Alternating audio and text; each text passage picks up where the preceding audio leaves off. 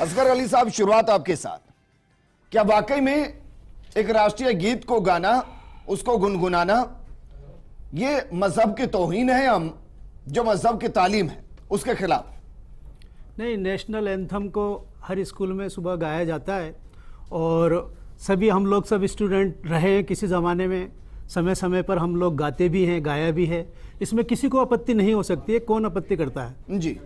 दूसरा ये कि बहुत सारे आज़ादी के टाइम पे जब हमारी तहरीकें चल रही थी, क्रांति चल रही थी, उस समय बहुत सारे पुरजोश नारे दिए गए, पुरजोश गीत बनाए गए, जैसे सरफरोशी की तमन्ना अब हमारे दिल में है, इसी तरह वंदे मातरम के थ्रू भी बनाया गया, और भी बहुत सारे ऐसे गीत बनाए गए। बहुत से गीत ऐसे थे जो नेपथ्य में चले गए, लेकिन कुछ गीत ऐसे थे जिसको भारत सरकार ने या भारत ने संविधान के अंदर उसको जगह दी। उसी के अंदर नेशनल एंथम ऐसा गीत था, जनगणमन, जिसको भारत ने जगह दी और जिसको कोई भी गाने में कभी भी आपत्ति नहीं करता है। दूसरा ये मैं बता दूं कि आप वंदे मातरम की अगर बात करें तो चूंकि इसके जो शब्द हैं वो माता के आगे झुकने के लिए हैं, तो कोई भी व्यक्ति, खासकर मैं तो समझ कहूँगा किसी भी धर्म में एक ईश्वर के अलावा किसी और के आगे झुकने को मना किया गया है। ये और बात है कि लोगों ने उसके अंदर बिगाड़ के स्वरूप को अपनाकर एक से अधिक अपने ईश्वर बना लिया। चुनना पड़े, आपको चुनना पड़े माँ, मातृभूमि और मजहब, किसको चुनेंगे आप? ये सवाल ही गलत है आपका। हवा पानी में से किसी एक को चुनने बगैर जिंदा रह सकता है क्या आदमी?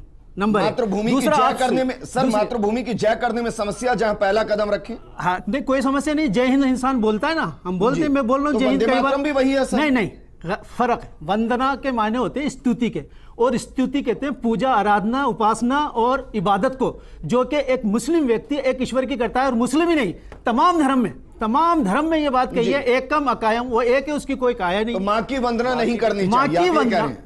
माँ की पूजा नहीं होती, माँ आदरणीय होती है, पूजनीय नहीं होती। हाँ, बात सुन लो, उसी पर आ रहा हूँ।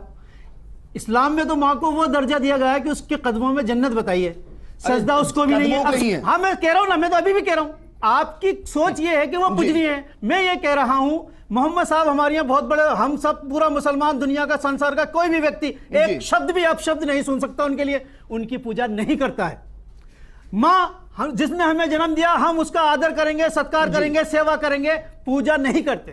एक पत्नी जिसको उसका पति खिलाता है, पिलाता है, सब कुछ करता है, वो उसकी पूजा नहीं कर सकती। जब नमाज के बाद सजदा किया जाता है, एक ही दिशा में किया जाता है, तो किसको सजदा किया गया होता है? हाँ, ये कह सकते हैं आप। मोहम्मद साहब ने कहा कि अगर सजदा करने की अनुमति ईश्वर के अलावा किसी और के लिए होती तो मैं एक पत्नी को आदेश देता कि वो अपने पति को सजदा करे, लेकिन जरूरत ही नहीं है, तो उसको भी आदेश नहीं दिया गया।